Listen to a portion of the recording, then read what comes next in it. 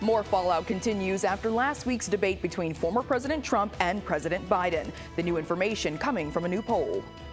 Plus, we're getting an update to one of the victims from that splash pad shooting earlier this month on the east side of the state. And there's some good news as we get further into the summer, why the warmer months could be a little nicer to your wallet this year. Covering West Michigan to protect and alert you. This is News Channel 3, live at 11. Thanks for joining us in News Channel 3 live at 11. I'm Princess Johnny Steverson. We have an update tonight after that shooting at a splash pad on the east side of the state earlier this month.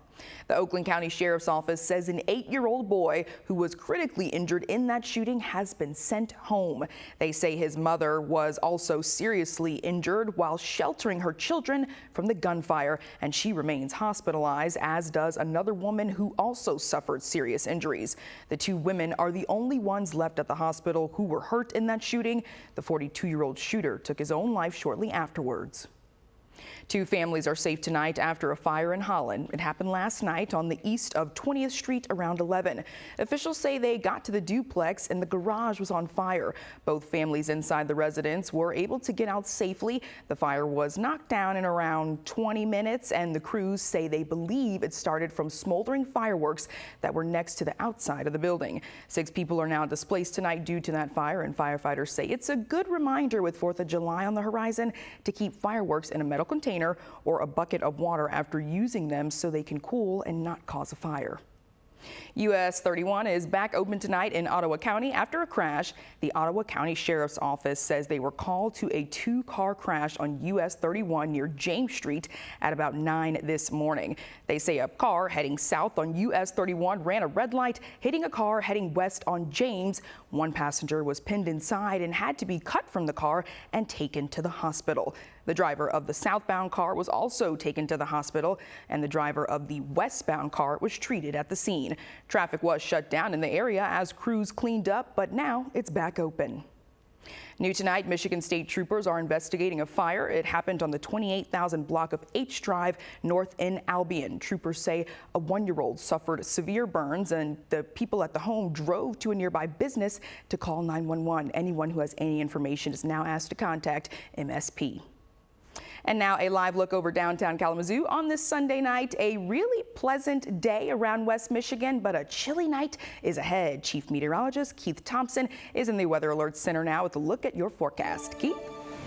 Well, you know, Princess, sometimes we say, hey, it's going to be a night for the AC or maybe for a window fan or a ceiling fan. And some nights we say this is great for open window sleeping. This is neither of those. Actually, if you leave that window open tonight, you're going to wake to a big chill in the morning. Our temps are tumbling already into the 50s here, Kalamazoo, where we were just looking live at 59 degrees, mid-50s in Niles, Dowagiac, and also in Three Rivers, where right now you're at 56. Quiet on live Doppler radar, and that's going to be the case for us overnight and tomorrow. Here's your hour-by-hour forecast for Monday. Sunny skies. It is going to be really beautiful. A chilly start, sweater weather here. In the afternoon, we'll see a high temperature all the way up into the mid-70s. We're looking live at Holland right now. Hello, Tulip City. Thanks to the City of Holland for this view. And as we look live, here's what I'm tracking. It's what's next. Find your sweater, because tomorrow, of course, starts with that big chill, but it will be a day for the shades with lots of sun. We're looking ahead to the 4th. It's going to be warming up. Maybe a scattered shower or two. That's all in the weather story that I'll have for you coming up. Princess.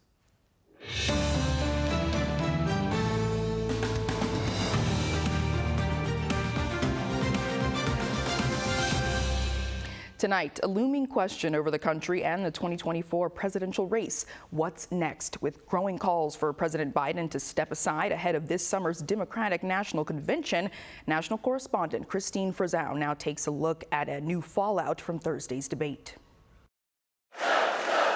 Thank you, thank you, thank you. Once again, a tale of two Bidens. The one from the last 48 hours. The choice in this election is simple. Donald Trump will destroy our democracy. I will defend it.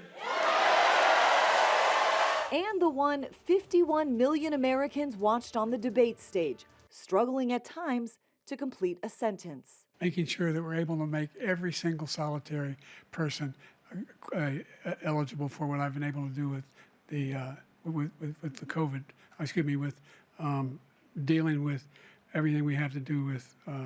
His supporters now blaming his poor performance on preparation overload. I saw Joe Biden grabbing for words and phrases and even numbers that he was loaded up with. As others insist, he's still the best candidate for Democrats. I think he's the only Democrat who can beat Donald Trump. I understand there's a lot of hand-wringing and concern and pearl-clutching amongst the commentariat. That's great. That's expected, frankly. But what many may have not expected, the New York Times editorial board arguing to serve his country, President Biden should leave the race. As a new CBS YouGov poll shows, 72% of registered voters say Biden does not have mental and cognitive health to serve as president. In the Hamptons this weekend, a handful of supporters voicing similar concerns. This week's cover of Time magazine summarizing the sentiment in a single word: panic, as former President Donald Trump blames Biden's policies, not his performance. He got the debate rules that he wanted. He got the date that he wanted. He got the network that he wanted. With the moderates he wanted. No amount of rest or rigging could help him defend his atrocious record. President Biden had already planned to spend part of the weekend at Camp David with his family. But there is some new reporting out that their visit may include some serious conversations about his future. I'm Christine Frizzell reporting. A car is pulled from Monterey Lake in Allegan County. Yesterday, the Allegan County Marine Patrol was called after a vehicle went into the water. Investigators say there was a dog inside who was pulled out by its owner before the car sank. The Marine Patrol was able to use sonar equipment to find the vehicle before recovering it. Thankfully, no one was hurt. The Allegan Antique Market made its return today at the Allegan County Fairgrounds. The event features antiques and other collectibles for folks to check out.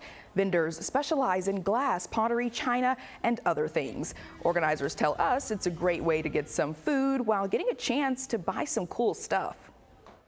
Food, vendors, antiques, of course, tons of antiques. A lot of people come out to see friends, old friends, make new friends, and it's fun. People are just really looking for a good time, and today was a beautiful day for the markets. You can see how popular it is. Look at all those people. The Allegan Antique Market is the last weekend of every month through September. Parking is free, and it only costs $5 to get in. Travelers could set a record this 4th of July holiday. The Transportation Security Administration says it's expecting to screen 32 million people in the U.S. through July 8th. That's up more than 5% from last year. Meanwhile, AAA says nearly 80 million Americans will travel more than 50 miles from home, with 85% of them on the roads. And some good news when it comes to spending. You may spend slightly less on your 4th of July cookouts and picnics this year. A National Retail Federation survey says Americans are expected to spend $9.4 billion on Independence Day food items. The survey found 87% of Americans plan to celebrate the 4th, and of those celebrating, they're expected to spend an average of just over $90 per person on food items. Now that's down $3 from last year. And on top of all that food spending, the survey says around 30% of those celebrating plan to buy additional patriotic items. An open-air market aimed to increase foot traffic to downtown Battle Creek makes its return. The 3rd season of the Breaking Bread Bazaar kicked off this morning in the Michigan Avenue parking lot near Cafe Rica. The event featured 30 vendors and entertainment. Organizers say it's a good opportunity for vendors to attract customers and to expand their business. The overall goal for vendors is to give them a space that has a lot of foot traffic that they can make money and grow their business. We made it a pretty low barrier so that it's a low risk, so people can join. Like Jack said earlier, the vendor fees for a lot of other places are very high, and that can be a little scary for a small micro business. And then for us, our goal is to create critical mass on Sundays and bring more people downtown Battle Creek, because it's a beautiful town, beautiful downtown Battle Creek, and we just want more people to enjoy it. The market wrapped up at around 2 this afternoon and will run on the last Sunday of every month through September.